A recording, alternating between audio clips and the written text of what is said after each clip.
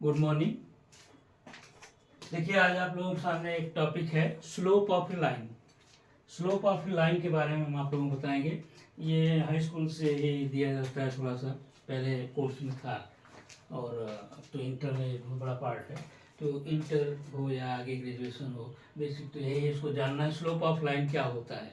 तो मैं आपको बता दूं, कोऑर्डिनेट ज्योमेट्री में या आप एक्स वाई प्लेन में आप देखेंगे, जिसको 2 डायमेंशन कहते हैं, उसमें किसी भी लाइन का इंक्लिनेशन यानी झुकाव, किसी भी लाइन का झुकाव anti clockwise direction x axis से मेजर करते हैं, that is known as slope of line, या एक नाम और इसका gradient of line, gradient of line, ये इसका नाम। कैसे फाइंड करते हैं, अब देखिए हम आपको एक चित्र बन के द्वारा समझा रहे हैं। एक ले लीजिए फिगर, कोई ऐसे और ऐसे, एक्स एक्सिस ये ओरिजिन हो गया, दिस इज वाई एक्सिस, और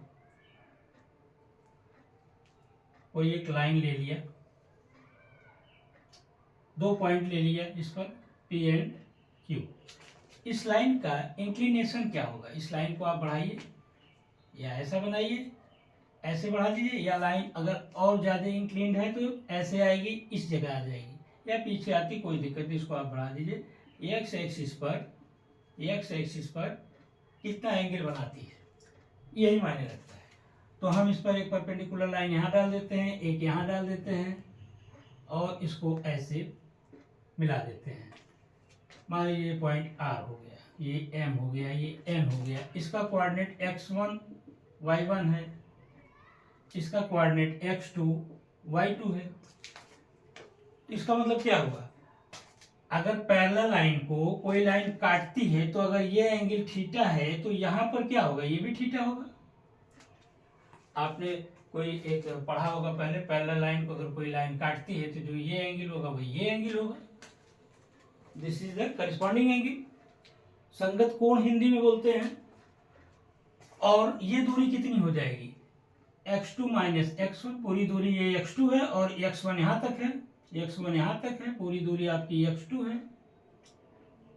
तो x2 माइनस x1 पूरे में से, इस दूरी में से इतनी दूरी निकाल दिया तो ये दूरी बची, और यहाँ से देख लीजिए ये हो जाएगा आपका y2 ये दूरी, क्योंकि पूरी दूरी आपकी कितनी है, सॉरी पूरी दूरी आपकी है y2 और यहाँ तक है y1, तो ये दूरी हो जाएगी y2 माइनस y1। अब आप एकदम सिंपली देखिए, आपको समझ में आ रही होगी बात, तुरंत आप फिगर ड्रा करते जाइए, कोई नई चीज नहीं है, इसको आप जानिए। In triangle P Q R, triangle P Q R, त्रिभुज पी क्यू आर में यह एक समकोण त्रिभुज है, this is a right angle triangle. तो क्या हो जाएगा, राइट एंगल ट्रायंगल हुआ तो आप जानते हैं कि tan theta is equal to क्या होता है, परपेंडिकुलर अपॉन बेस, हिंदी में कहते हैं लंब बटे आधार। तो परपेंडिकुलर अपॉन बेस में क्या हो जाएगा, क्यू आर अपॉन, सॉरी हाँ Q R upon T R. तो क्या हो जाएगा y2 minus y1 upon x2 minus x1। tan theta को m से भी डिनोट करते हैं, m is equal to y2 minus y1 upon x2 minus x1। This is the formula of slope of a line. हम बहुत easily इसको प्राप्त कर सकते हैं, स्लोप ऑफ लाइन।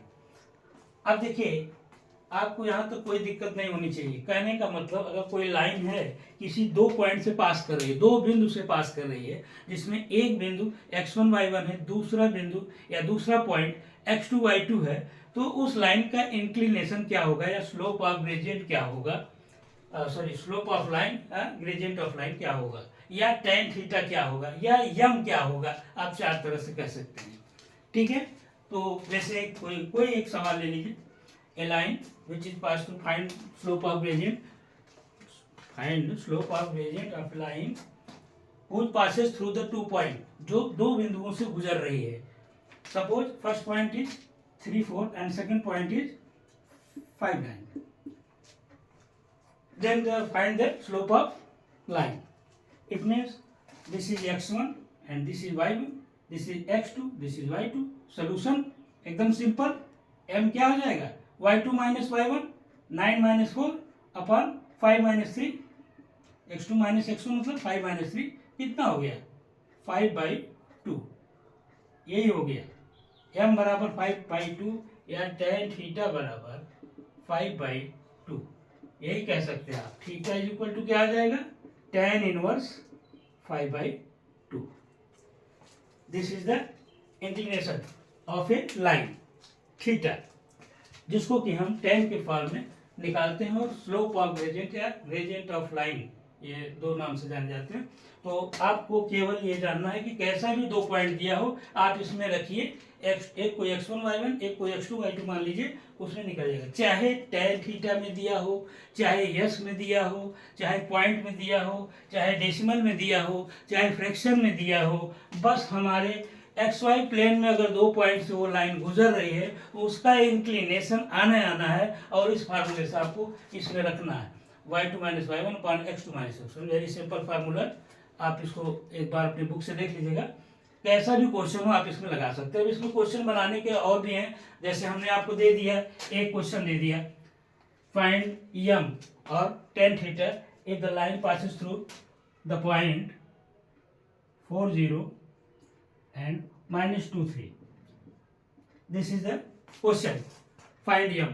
इसको आप निकालिए, ये आपको निकालने के लिए हमने दे दिया, प्रयोग है, तो आप इसमें कुछ करना नहीं, ये x1 हो जाएगा, ये y1, ये x2, ये y2।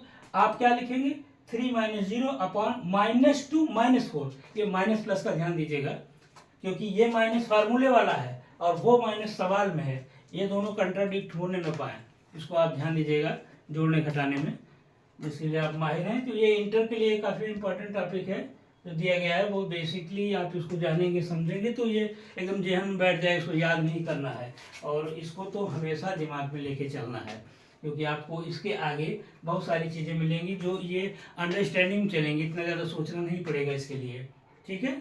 और इसके बाद हम बताते हैं आपको अगले टॉपिक में दो लाइन का इंक्लिनेशन कैसे होगा, दो लाइन के बीच अगर जो कोण होता है या एंगल होता है उसको कैसे प्राप्त करते हैं, which cut to each other, जो एक दूसरे को काटती हैं। तो आपको मिलेंगे हम ज्योमेट्री के ऐसे ही क्वेश्चन, आपको एक एक देते जाएंगे और आपको बहुत आसान लगेगा। ज्योमेट्री तो बहुत आसान है, बस प्रैक्टिकली इसको समझिए और आपकी सारी समस्याएं हल हो जाएंगी। केवल कॉन्सेप्ट क्लियर करिए, सवाल तो आप धड़ाधड़ निकालेंगे, इसमें बहुत सारे सवाल बनेंगे। अभी देखिए एक सवाल और बनेगा कि दो पॉइंट दे देगा, ये वाला पॉइंट गायब कर देगा, यम दे देगा, कहेगा कि आपको यम दिया गया, दूसरा पॉइंट फाइंड करिए, देन तो आप उसको इसी में रखेंगे तो वो भी आ जाएगा। इस तरीके से बहुत सारे सवाल बनेंगे। तो बहुत बहुत धन्यवाद।